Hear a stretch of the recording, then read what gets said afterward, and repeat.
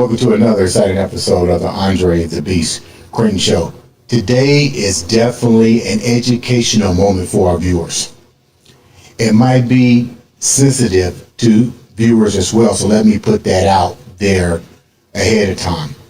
But one thing I like about my show is that we provide educational information. And today, I was clearly blown away by what I heard during a pre-interview with our guest. Let me take you down this real quick. What would you do if you was told you're 13 years old and you're a female and you was told that you have to marry this individual that's in his 20s or older? I know what you're thinking.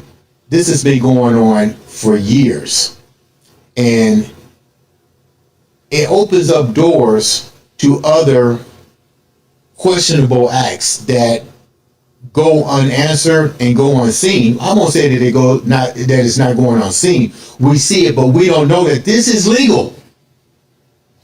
Today on the show, we have a young lady who actually was part of this system, and she's here to share her story. I'd like to welcome Kat Williams to the show. Hello. Kat, you shared so much information during the pre-interview that literally blew my mind. Before we get into your journey, tell the viewers a little bit about who you are before we get into the nitty-gritty of your story. Well, I am Kat Williams, and I work with an organization called the Resiliency Foundation, and we work to end child marriage in the U.S., which is still legal in about 38 or 39 states. There's some legislation that's just passed and hopefully will be signed into law ending in another state. We work to lobby legislators and to educate and to raise awareness that this is still legal in the U.S. And we define child marriage as any marriage under the age of 18 of legal age, because it opens up a whole set of issues we can talk about. Yeah, we can talk about that, because I had no idea. Let's start back with your childhood, because that's where it starts. Where are you from? You say you're from? I'm from Harlan, Kentucky, originally. Okay, I know exactly. Dirty Harlan. Bloody Harlan. Bloody Harlan, yeah. What's that like growing up in Bloody Harlan? I love the Justify. I love the Justify. It's nothing like that. It's not, okay. What's it like growing up in Bloody Harlan? It was actually, it was good. Like, it was, not like television makes it. No. I mean, we were poor, obviously. I remember as a child not having indoor plumbing. And you had an outhouse? Had an outhouse. Get out of here. I did. And we actually moved to Indianapolis when I was in grade school. So I moved here very young. But I had a lot. My mom was one of 14 kids. And so some of her 10 sisters. And please tell me you guys aren't related to the Hatfields and McCoys. No, we're farther south than that. Okay. They're up in Virginia. Okay. The toad fork. I was raised with my cousin. I have about 40 first cousins. First cousins? First cousins. Actually, back in the winter, my daughter came and a cousin of mine was at my house, and we did our family tree beginning with my grandparents. It took us a couple days. I have pictures of my daughter drawing on big paper. And from my grandparents down, we know of 175 descendants. We're going to go back and revisit that and show the connection with where we're going with this story in your life. A lot of what happened, what I experienced was because of culture. It was very cultural. In my family, Appalachia, of course, we had moved here by then. I was 14 when I got married, and I married a 20-year-old man. And I would not say my marriage was forced. I knew him. He went to our church, very conservative, fundamentalist religion. And I was 13 when we first dated, with my parents' permission. And did his parents ask your parents' permission to date you? No, he just asked me. And then I asked my parents. And your parents, and they let me go out with him at 13. And you know, people today would be like, as they should be.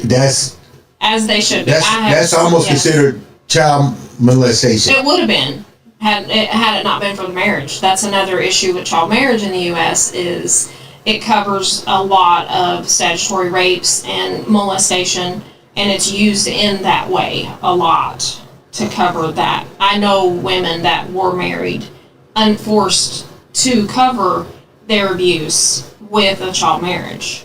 The Genevieve that started the Resiliency Foundation, right? That's her story. So let's go back a minute. You said you came from Bloody Harlan to Indianapolis. Was your parents trying to avoid the generational flow? Why did you come to Indianapolis? Because I mean, you just don't go from Bloody Harlan to Indianapolis. Get real. Well, back in the 60s is when we moved, in the late 60s. And we moved because of jobs. My grandfather worked in the coal mines. My dad did not want to work in the coal mines. He had, off and on, because if you lived in Harlan, you kind of had to at some point to eat. And so my grandfather first came up here and got a job at Chevrolet over on the west side. So as a lot of people in the 60s migrated north to Indiana, Ohio, Michigan for jobs, especially in the auto industry, and to get out of poverty. Yeah, I mean, who wants to work in the coal mine and get black lung and my grandfather died of black lung. Yeah. So that's why we moved, was for economic reasons. So the guy that was 20 years old, was he from Kentucky and later moved to Indianapolis? No, he was from Indianapolis. He went to our church. Did he? Okay, let's go with that. Yeah. You mentioned something that I had no idea. Tell me about the church. You said something about the regulations is family based, sort of tradition. Yes. The fundamentalist religion, which just means that it's ultra conservative. They take the Bible as literal. Oh, they don't change nothing. They don't. Context doesn't matter. Time period doesn't matter. Like, they say they take it literally. What they want to take literally, they do. What they don't want to take literally, they don't. They pick and choose. They do. So I was raised in a very, like I said, fundamentalist, conservative, fear-based religion, very controlling, and... Was there domestic violence rampant with that kind of thinking? Even though it's church-based, I mean, did the woman have to submit and all that? You know, the Lord said do this, and you don't. Really? Absolutely. And that was tolerated. That was expected.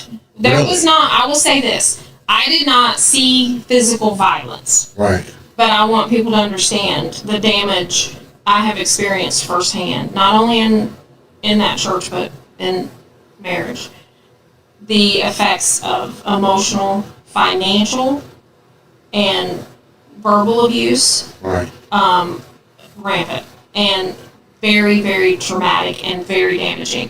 I would say, for myself, I've not experienced physical abuse, but the emotional and verbal and mental abuse has been so devastating. I'm still dealing with it. And because what happens is you can't see those wounds. You can't see those scars. People don't take it as seriously, and they don't see the trauma that is underlying, that affects every area of our lives because of that. Were you guys forced to self-contain all of this? Because clearly, if you're dealing with family-based religion, you know, keep your skeletons in your closet. Oh God.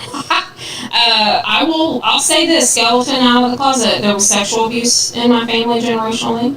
What do you mean by that? There was sexual molestation in my family. With parents molesting kids and cousins molesting cousins? I was molested by my grandfather and my uncle as a child. Did your parents know this? My dad didn't. He wasn't as involved. My dad actually surprisingly wasn't in the church. So he had a whole different belief system. He had a whole, well, he was, his belief system was he worked all the time and he drank a lot and he had his friends. He was home very little. And as my parents aged, a lot of that changed. My dad grew, my mom, they evolved to a certain degree. So to find out that you was molested by your uncles, which was close as hell to kin as you can get. Well, when we moved to Indianapolis, we all moved to the same street. We lived on the same block, several of us. So it was my grandparents, us, and 4 to 5 of my mom's sisters and their families. Did anybody in the family know about this rampant? Yes. Oh yeah. And it was the worst kept secret. Really? And it was just tolerated. You just went on with your life. We were taught to stay away from them. Don't get, like, as a kid, we were told to protect ourselves, but how does a child? So you guys kind of knew who the pedophiles were. Absolutely. And was told to. I couldn't imagine that being condoned. You know what I mean? And that's the problem with generational trauma, though, is to see what my mother went through and lived, and the object poverty that she lived in Appalachia was unbelievable, like starvation nearly, abandonment by her father for years at a time, sexual abuse, and that's the problem with things like child marriage and other childhood traumas is the generational effects, because we don't, as a mom, me, married at 14, I had my first daughter at 15. I mean, I'm a kid raising a kid. It was the same thing with my mom. And it took me in my mid-20s saying, there's something wrong with this. And I'm not saying I'm the only one that did it. I was the one that stepped out of that and got a divorce after 15 years from the child marriage. Were you frowned upon because you still have family? I lost the biggest part of my relationship with my extended family still. Do they feel like those secrets jeopardize the family secrets? They're now out? And divorce wasn't allowed. So because of the religious component, divorce wasn't allowed. So for me to leave that church and to leave my marriage, even though I did it as a child, I could have gotten that marriage annulled. You get married to a guy that's 20-some years old. You're 13 years old. I couldn't imagine me telling my daughter, you're going over to do 13 years old, when you know a dude 20-some years old, he's going to eventually consummate a relationship. Yes. And she, at that age, she doesn't know. What parent in their right mind would allow that to? But I get it. You said it's generational. It is, because but it's your kid. How do you allow that to happen? A parent is not in their right mind. Like, they're not. They're a trauma brain. I'm an imaging technologist. That's my degree. I didn't go to high school, but I eventually got my GED, and I went to college, and I got a divorce. So you see the impact it has on brains. Yes, and trauma brains look totally different than normal brains. And it's actually very fascinating. You married this dude at 20-some years old. He was 20. 20 years old. I was 14. We got married. But you dated at 13. Dated 6 weeks, yes, before we got engaged, and then we. What was his side of the family like? Very similar to mine.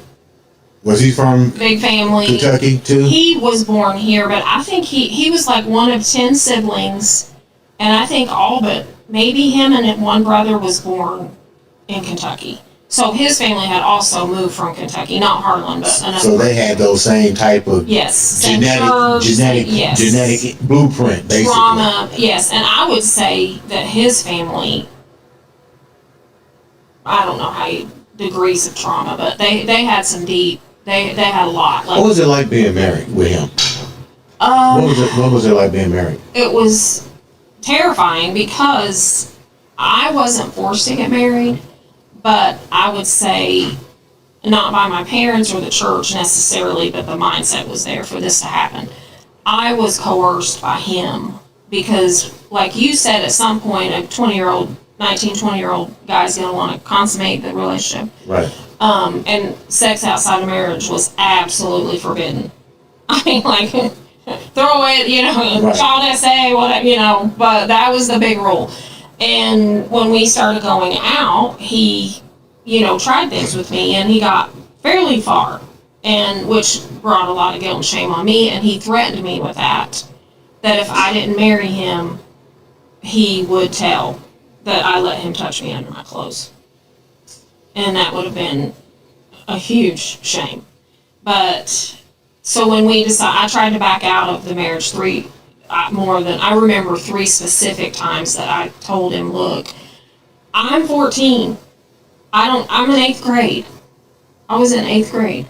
And I would go to school and tell my friends I'm going to get married, and they would be like, well, that's crazy. Like, no, my teachers, and they would talk me out of it. And I'd be like, you're right, it's crazy. I'm going to go to high school, we're going to go to football games, we're going to, and I would go back and try to tell him, because I didn't have the relationship with my parents to tell them, this is a bad idea. Like, parents should be saying, no, what the hell? If my kid came in and said that, I would be like, you have lost your whole mind. What was the benefit outside of the tradition? Usually, when we look at history and that happens, it's usually with royalty. Yeah. And you're going to get compensated for marrying my daughter at a young age. They justified it. I don't even want to use the word justified. That's how they did it. It was a mean to develop economic resources. Right. What do you think the reason was here? Because you came from Bloody Harlan, nobody had no money. You guys all lived on the same street. You know what I'm saying? Yes, but economically, generations before me, economics were a big factor, because you have 14 kids, you get those girls out of the house as fast as you can. Right. You get these kids independent as fast as you can, because you can't beat them. And then they start having children, and then this cycle continues until somebody says, this is enough. But by the time it came along for me, it was a lot to do with the thinking that a girl was just born to marry and have babies. That's The how only thing I was created for by God in their teaching was to get married and be a mom. And so here was this, and it was seen as safety, because I wasn't going to come up pregnant outside marriage, which was a big shame, and no. And not in my case, but in other cases, finances were an issue, like I said, to get the burden of one more child off the family and married off. But mostly in my case, it was. How long did the marriage last for you and him? 15 years.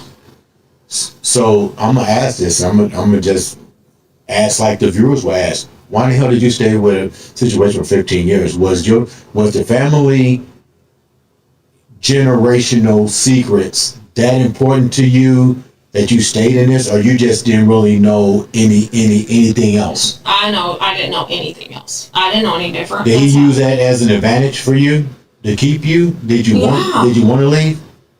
Oh, there were times I didn't want to get married, so of course I knew it was a mistake from the get-go. But I had well, this is an important thing about child marriage, is it's very difficult, if not impossible in some instances, for a minor to file for divorce, because a minor can't exact legal action. So when a child gets married, the parents sign the child over to the spouse, oftentimes an adult male, most of the time. Sometimes it is. So he becomes the ward of you. Yes. Until you so get my of age. husband was my guardian. He had to sign for me to get medical care for my pregnancy when I had my daughter at 15. He had to sign for me to get my driver's license. He withdrew me from high school. Like I said, I never went to high school. He made every legal decision for me. How did he even marry you at that age? And you're in Indiana. Is that legal here? It is legal. Underage marriage is legal in Indiana still. It is. What do you mean still? It's been around for. Always. It's still, 17-year-olds can get married in Indiana, and there's Indiana included. There's something called, in other states as well, there's something called judicial exception, where the couple can go before a judge if it's say Indiana says, okay, you have to be at least 17 or 16. I don't even remember if it's 16 or 17. But say you have to be, the Indiana law says you have to have parental consent and be 16 years old. Well, a 15-year-old and a 20-year-old can go to a judge and say, we want to get married and this is why. And a judge can give judicial exception. Is that almost like the Romeo Juliet law that they have in Texas? Yes. Okay. But you're talking certain states allow it to happen at 13 years old. Some states have no lower age limit. What does that mean? That means that there's no, if a parent signs, one parent signs, then a child can get married at any age. You know, that sounds crazy. It's crazy, but there's like 7 states that California is one of them. Out of the states, which states is it illegal to? Let me get my notes here. The 12 states that have ended child marriage are Washington State, Minnesota. Washington just happened in 2024. Minnesota, Michigan, Connecticut, Delaware, Vermont, Massachusetts, Pennsylvania, New Jersey, New York, Rhode Island, and Virginia just ended it in April. And a bill in Missouri just passed the Senate by a vote of, get this, 31-1. There's one guy out there in Missouri that still thinks this is okay. It's crazy. And that bill's getting ready to go to the House. What, with the bill passing in certain states, what has that created for underage kids? Well, the thing about it only being illegal in like 13 states, Well, it has to start. they It can has to go to start another somewhere. state Yeah. for one. Like Indiana may be 17, but they can go over to Illinois, like I did. I was in Indiana. My mom took me to Kentucky because at that time Kentucky let me get married at 14 to a 20-year-old. The parents didn't care about the abuse that you share with her. The abuse. Well, let me rephrase it. It was acceptable. It was not known how to be dealt with because they had so much early childhood trauma that they were not emotionally mature enough. Like me having a child at 15 and having a miscarriage at 17, a child at 18, a child at 21, no high school education. How did you guys provide? My husband at the time, he had a job. He worked in a factory when we got married. He graduated high school and had a job. And that was one thing that my parents saw was, here's this Christian man that had a good job. He was the right faith, because that was super important. You had to be the right faith. You had to go, our church was the only church that was going to go to heaven. So you had to be there. Okay. So they still believe that. Okay. So Everybody else is going to somewhere they don't need to be going. exactly. Okay. So he met the criteria, and it was like, oh wow, she's set. Like I was set in their eyes. What was the final straw that made you walk away from there? I got an education. Education is power. It Isn't is power. I got a GED when my youngest son was a toddler. Youngest son at the time. I have 7 children now. That's when I only had 3. So I got a GED in my mid-20s. And then when my son then went to kindergarten, my youngest of the 3, I went to college. And I cannot tell you what the experience, that wasn't my plan wasn't to get an education and to get out of the marriage. Because I was still very much in that religion, and I knew that I was afraid if I got a divorce, I'd go to hell. And I didn't want to go to hell. You was conditioned that deep? Oh, honey. For years, even after I got the divorce, the shame and the guilt almost killed me. You wanted to go back. Literally. Did you want to go back? I didn't want to go back. I couldn't go back. I was willing to risk hell to get out. I did risk it. I thought I was literally putting my soul in jeopardy to get out of this marriage. Like, literally. And to understand the guilt and shame and pain and trauma from that, I'm still dealing with it. Like, that's a lifelong. I mean, I was taught these things from the womb, literally, and that is very powerful to be that conditioned and brainwashed. Your family pretty much, certain members of your family pretty much have circumcised you. Yes. Yeah. How do you rebuild a new family? You got kids. How do you teach them what you went through without impacting them as well? Oh, yeah. Well, that's the tricky part. Because when I got divorced the first time from my child marriage, I was a trauma kid. I mean, emotionally, I was still young. We didn't have therapy. I didn't know how to get therapy. And, Right. It was the 90s, early 90s. I didn't. Did you have any resources? None. Because probably nobody would understand what you. No, I had no resources. I didn't have that much money. I did have a good job because I got a degree in medical imaging, like I said. Got a job at a hospital. My eyes had been open to the point of where I could not go back. Like, I could not unsee the freedom because I was taught that everybody outside of our family and our church was dangerous.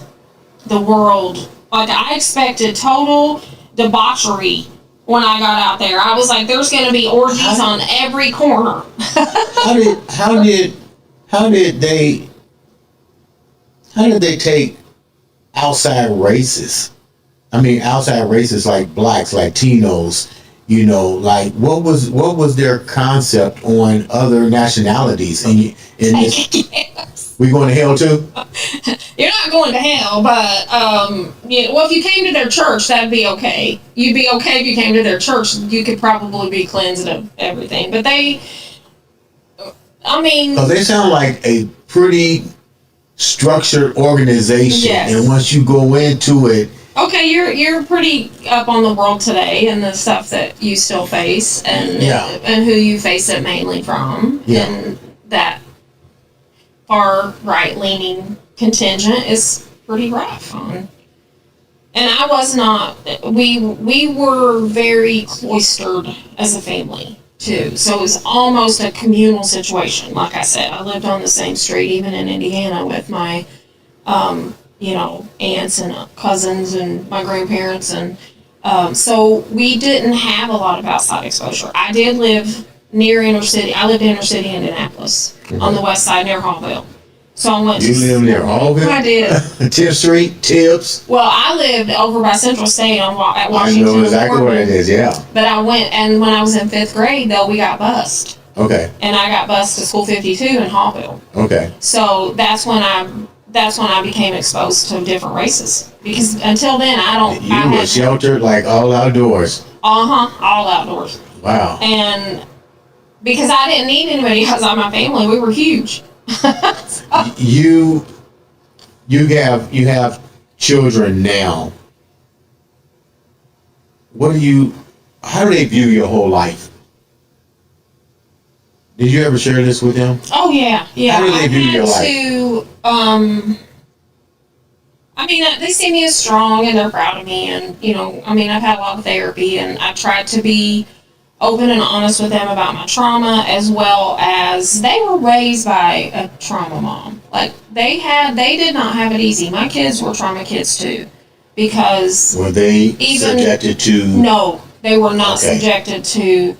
By the time I got out of that child marriage, that one thing that I did know, even at 15 when I had my daughter, is I was never allowing anything like that to happen to her.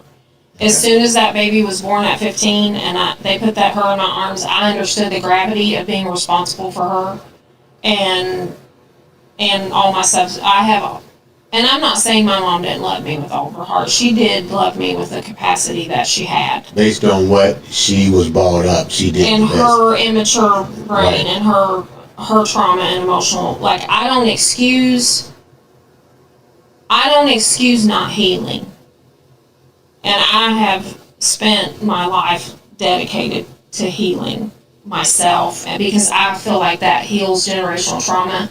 That brings healing to my children, for me to be vulnerable enough to say, look, I screwed up. I didn't know what I was doing. But I know this, I did the best I could with what I had, and I've always loved them. And I feel like as long as they understand that, then they can forgive me. Because I have sought their forgiveness. I'm open to talk to them about anything they want to talk about that maybe that I did. I mean, I don't even know. Like, I don't remember. Like, I don't have memories of a lot because the trauma blocks a lot of that. And just my parenting style, because they were raised in that religion to a certain degree too. Not that one, but I went to other conservative churches that have very similar mindsets as far as at least the fear-based, hell, things like that, which I don't believe anymore. What is your end game here? Because this is a situation that can clearly be interpreted as a means to allowing sex trafficking. Yes. Prostitution. I mean, the pornography industry. People don't realize that it's ran by sex trafficking. This is Pandora's box. Consuming those things, prostitution, and even online essay material, which is what I call porn. Because you look at those women that is abuse being witnessed and accepted by women who come from trauma.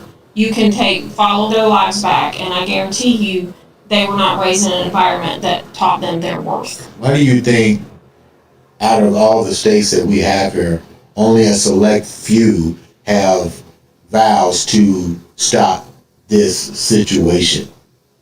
Why haven't other states embraced this and took compassion with it?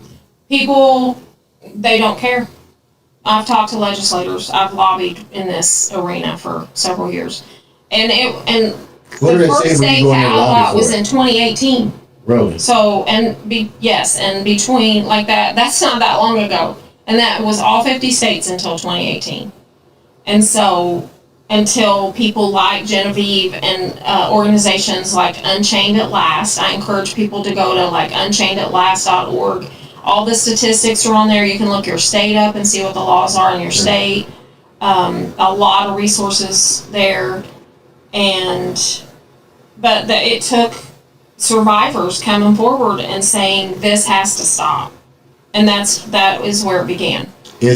Before we wrap up, is there certain states that this is more prevalent than other states? I know none of it should be taking place, but clearly is there demographics that show these particular states embrace this a lot more, and it's more prevalent here than it is somewhere else? Well, that's hard to track because, like I said, if it's not legal in one state, it's only illegal in 12. But if it's illegal in your state, somebody can go across state lines, so it's hard to track if, there's not a lot of statistics on that. And Unchained at Last on their website has a lot of these statistics to tell where it's more prevalent. But not really, because it depends on the situation. Is it being used for trafficking? Is it being used for There's no way to really determine what it's right for. At the time. And my end game here was what you asked a few minutes ago, is to raise awareness that this is still happening. And also to raise awareness of not only child marriage, but we have a trauma epidemic.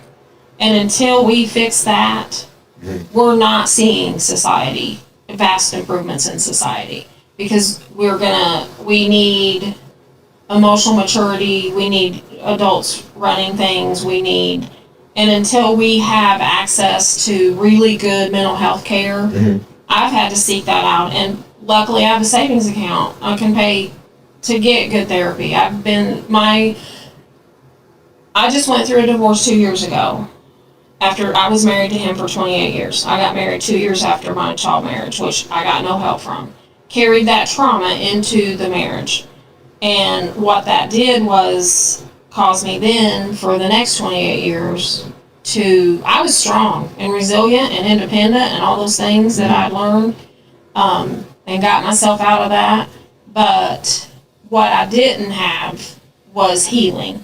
Right. And so going through a shocking divorce after 28 years. I did not see this coming. I did not know this man, and I tolerated shit that I wouldn't have tolerated had I not had the trauma way back when, and thought that I could really, truly, I didn't know my worth. Like, I've learned, in the last 2 years, I've learned more than I have in my whole life. I think that's a key component to overcoming trauma is to first understand what your worth is, and I think Absolutely. Then you can kind of because move on. Because resiliency and strength and independence, those things come from, because back to my big family, I had trauma, but I also did have You must be support. reading my mind, 'cause that was my last question. Let's go back to the family tree to see how Yes. this just keeps evolving. And, Well, yes, and and you're what- taking this chance to rectify it. Yes, and I will say this too about my family. I don't want people to be like, oh, how could they do this? How could they? Okay, take a look at your own family for one thing. But I lived on the same street as my mom and grandma and aunts, and we cooked and we cleaned and we raised babies, and we knew how to do this. This was something we knew how to do. And the men went off and did their stuff, and I had no healthy male. I have not had a safe male in my life for the 60 years I've been alive, except for my sons. And I didn't even know that, and I allowed, like I said, but because I had the support of these women, these strong, traumatized, crazy, loud, independent women who didn't know their worth because they hadn't healed. They did not have that opportunity then that I do now. They do now, and that's up to them now. I'm not judging them. I'm just saying that that's their work to do. But support equals strength and resiliency. But healing brings true confidence and self-worth. And that's what I've been working on for the past 2 years. I stayed single for 2 years on purpose because I took a good, long, hard look at myself after this divorce. And I was like, I'm not doing this again. If I ever get in another relationship, I want to be the person that I would want to date. I want to be the person that I would want to be in a relationship with. So I got to work on Kat.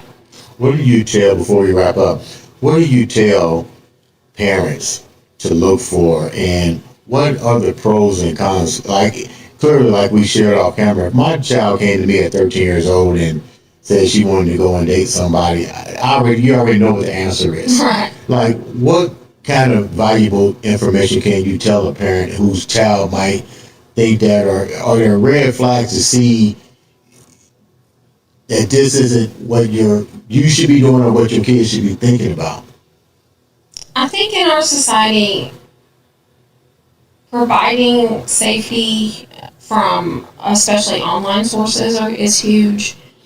Most parents are not going to face a kid walking in at 14 and saying, hey, I want to get married. Like, the statistics are dropping because it's becoming, people are more aware of it. Society's different, religion has changed. Things have evolved in this arena.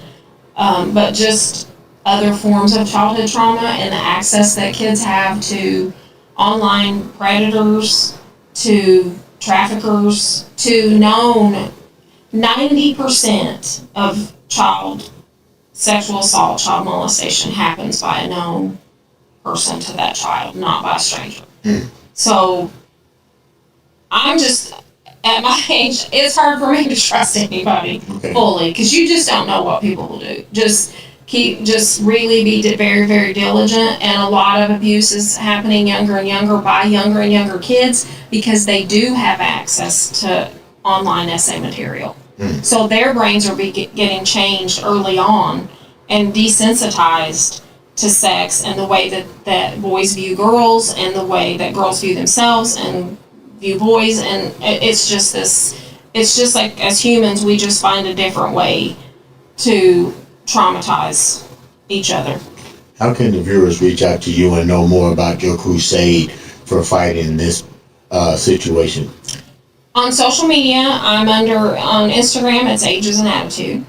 And reach out that way if anybody needs to talk or needs resources. I'm happy to provide that. go to the resiliencyfoundation.org, unchained@last.org, and look at those. There's a ton of resources on there. Educate themselves and just be aware of your surroundings. And if in trafficking situations, a lot of it, people don't even know that's what they're seeing. And we try to educate people in law enforcement, hospitals, medical facilities to see, if a 14-year-old comes in with a man and they're married, like, start looking at that. Like, take notice. But I would say, as far as our own kids, do our own healing. Parents, please go to therapy. We all need it. We've all been raised by human parents. Yeah. We're all human, and everybody could use some help. Kat, thank you so much for coming on and educating us on a topic that clearly I heard about it, but it was kind of like you brought it to the light, to the viewers, and I appreciate you coming on to the show and sharing that. Make sure you guys support. If you know somebody that's in this situation, reach out to those resources that Kat just gave us. Ladies and gentlemen, this has been another exciting episode of the Andre the Beast Creighton Show.